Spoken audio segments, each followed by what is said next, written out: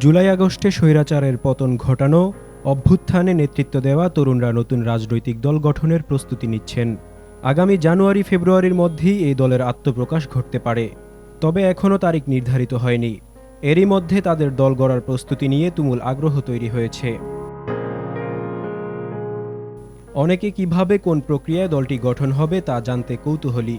শিক্ষার্থী প্রতিনিধিদের সঙ্গে কথা বলে জানা গেছে, দলের নীতি আদর্শ, ম্যানিফেস্টো সহ অনেক বিষয়ই এখনও আলোচনার পর্যায়ে রয়েছে। অংশীজনদের সঙ্গে আলোচনার ভিত্তিতে তা নির্ধারণ করা হবে। তবে আগামী জাতীয় নির্বাচনে প্রতিদ্বন্দ্বী হিসেবে অংশ নেবে দলটি। জানা গেছে, আগামী 2 মাসের মধ্যেই আত্মপ্রকাশ করছে জুলাই আন্দোলনে নেতৃত্ব দেয়া শিক্ষার্থীদের রাজনৈতিক দল। বিদ্যমান দলগুলোর তুলনায় বৈশিষ্ট্যে এই সংগঠন পৃথক হবে। দলের সম্ভাব্য নাম হতে পারে জনশক্তি। তবে সবার মতামত নিয়ে এটি পরিবর্তনও হতে পারে। ছাত্রনেতারা জানান, জনগণের আস্থা অর্জন করাই হবে নতুন দলের প্রধান লক্ষ্য। এখন প্রশ্ন হচ্ছে, কেমন হতে পারে নতুন এই রাজনৈতিক প্ল্যাটফর্ম? ছাত্রনেতারা বলছেন, এতদিন যে ধরনের রাজনীতি সবাই দেখছেন, তারা তার ব্যতিক্রম হবেন। বিষয়টি নিয়ে জাতীয় নাগরিক কমিটির আহ্বায়ক নাসিরউদ্দিন পাটোয়ারী বলেন, নতুন এই দল হবে নতুন আঙ্গিকে। এখানে সাংবিধানিক ফেসিবাদী কাঠামো থাকবে না। পুরনো যেসব সমস্যা, টেন্ডারবাজি, চাঁদাবাজি, জন আকাঙ্ক্ষার বিপরীতে গিয়ে কিংবা কোনো রাষ্ট্রের এজেন্ডা নিয়ে যেসব দল পরিচালিত হয়ে আসছে, আমরা সেসবের মধ্যে যাব না।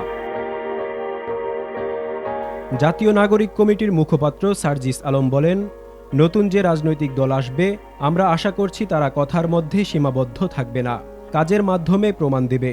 এই দলকে জনগণের প্রত্যাশা বুঝতে হবে।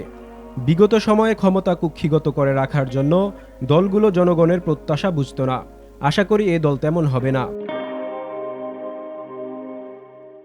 বৈষম্য বিরোধী ছাত্র আন্দোলনের আহ্বায়ক হাসনাত আবদুল্লাহ বলেন, দেশের মানুষ যদি চায় আমাদের রাজনৈতিক দল তৈরি করা উচিত, তাহলে আমরা অবশ্যই করব। নতুন দলে পাবলিক বিশ্ববিদ্যালয়ের পাশাপাশি যুক্ত হবেন প্রাইভেট বিশ্ববিদ্যালয়ের শিক্ষার্থীরা। আসছে সংসদ নির্বাচনেই অংশ নেয়ার পরিকল্পনাও তাদের। বিষয়টি নিয়ে নাসিরউদ্দিন পাটোয়ারী বলেন, আগামীতে যে রাজনৈতিক প্রক্রিয়াগুলো আসছে, সেখানে প্রাইভেট বিশ্ববিদ্যালয়গুলোর প্রতিনিধিরা নিযুক্ত হবেন।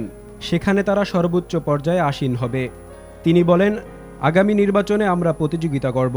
আমাদের উদ্দেশ্য ক্ষমতা নয়, দেশের কল্যাণ সাধন করা।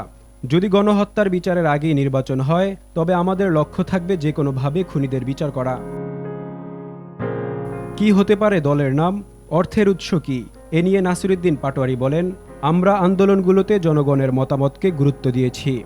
তাদের কাছে নাম প্রস্তাব করব, এরপর সে বিষয়ে সিদ্ধান্ত হবে।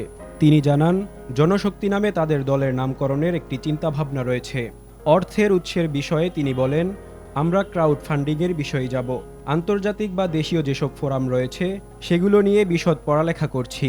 নির্বাচনের ভোট যুদ্ধে ফল যাই হোক, নিজেদের বিপ্লবী চেতনা ধরে রাখার অঙ্গীকার ছাত্রনেতাদের। জানালের রাজনৈতিক জোটেও যোগ দিতে পারেন তারা। নাসিরউদ্দিন জানান, জুলাই অভ্যুত্থানে অংশ নেয়া কয়েকটি দলের সঙ্গে তাদের আলোচনা বোঝাপড়া চলছে।